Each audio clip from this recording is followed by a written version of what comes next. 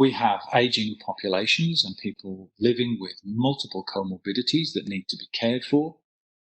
We've got a growing divide between the haves and the have-nots. The social gradient in many countries, developed countries, is now so massive that there are enormous underserved populations in a lot of our countries.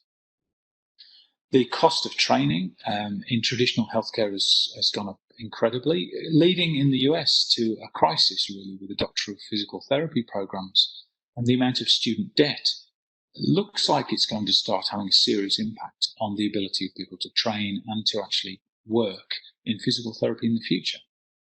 Added to that, we've got an increase in people's skepticism towards authority figures. Those people that our grandparents took for granted and assumed would always be authority figures are now no longer thought of in that way. My grandparents used to have this saying that the doctor knows best. Well, few people would believe that now, necessarily. And there's a much greater openness to alternatives.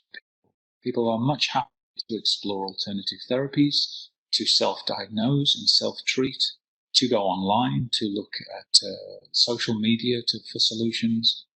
So the traditional pathways to healthcare advice are changing.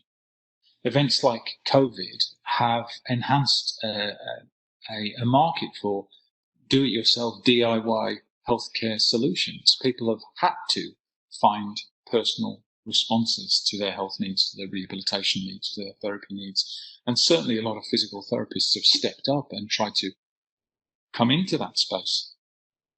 But people have just had to find other ways.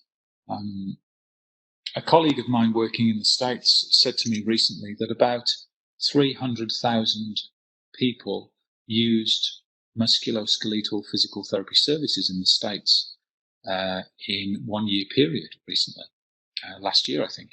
Well, given the population of people in the United States who are having musculoskeletal problems, chronic pain problems, sports injuries and the like, that probably accounts for maybe 1 in 10 or 20 or 30 of the population of people who could benefit from physical therapy. Only about 1 in 10, 20 or 30 are actually seeing a physical therapist. The other 29 or 39 are finding their answers elsewhere. So what role does physical therapy then play in the future of healthcare if it's only meeting the needs of a very small population?